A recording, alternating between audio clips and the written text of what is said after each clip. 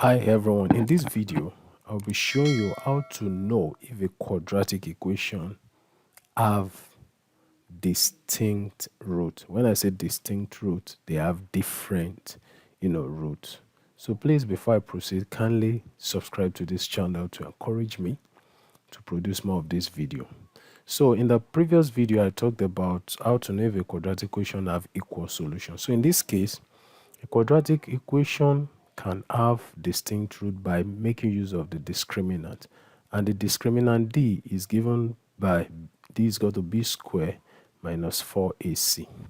So if d, which is equal to b squared minus 4ac, right, is greater than 0, what it implies is that the quadratic function or equation will have distinct root. Distinct root means that they will have different root. They could be in positive, but differently. All right. So now, how do we know if a quadratic equation is going to be having a distinct root? Now, recall the general quadratic formula is given by what? Ax squared plus bx plus c is equal to what? Is equal to 0, right? So, and I think I've explained this, that how do we know what it represents? A represents the coefficient of x squared, b represents the coefficient of x, and c is a constant. So let's check an example to know if that particular quadratic equation would have the distinct root, and then we are going to be solving that particular problem. So let's look at this example. We have x squared minus x minus 12 is equal to what? 0. So obviously this particular x squared here, the coefficient is basically 1. That is 1x squared in reality. So this implies that our a in this case is 1, and b in this case, because this minus x is minus 1x, so b is equal to what? Minus 1. Right? B is minus 1, and c is equal to what? Minus what? 12. So now let me put it here. So let's plug in into this discriminant. So we have what? D will now be b squared. That is what? Minus 1 square minus 4 into bracket a. That is 1 into bracket what? A is okay, A is 1, then c is what? Minus what? 12. So let's look at it. Minus 1 square is minus 1 square basically is minus 1 times minus 1. That gives us minus times minus, that is plus 1 times 1, that is 1. So this is 1. Minus 4 times 1, minus 4. Then, and minus 4 times minus 12, that is plus 48. That's minus times minus plus. So this will give us what? 49. And if you look at this, 49 is greater than what? 0. So therefore, x squared minus what? X minus 12 will what? Will have distinct roots. Will have what? Distinct roots. However, how do we know if the roots are actually distinct?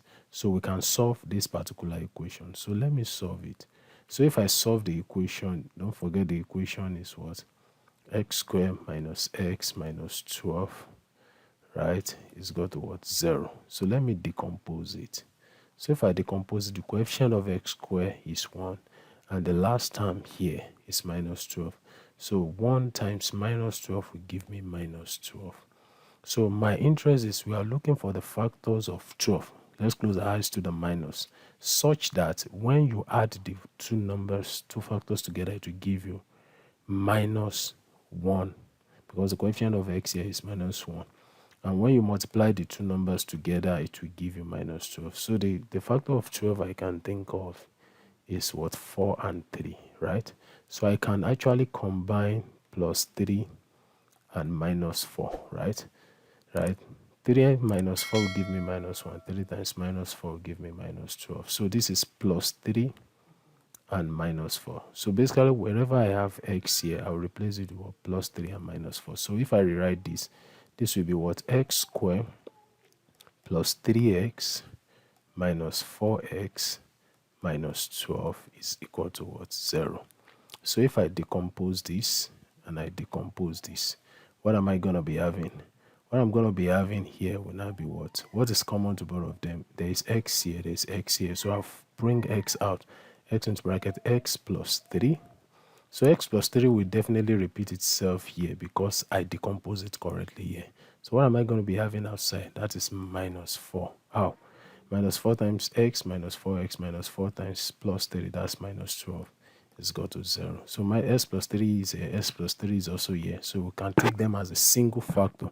So I'm going to be having x minus 4, right, into brackets x plus 3. X plus 3 is equal to 0. So this implies that x minus 4 is equal to 0 and x plus 3 is equal to 0. So x is equal to what? 0 plus 4. Minus 4 coming here will turn to plus. And what? X is equal to what? 0 minus what? 3. So x is equal to what? 4. And what? X is equal to what? Minus 3. So you can see that that particular quadratic equation has what I call distinct root, meaning that the roots are distinct, they are different, right? I want to believe this video has helped someone. So it is only if it is required for you to solve it that you may solve it, but if it is not required to solve it, you can just use the discriminant to determine, the nature of the root of a quadratic equation. So see you in the next video, but don't forget to subscribe. Thank you.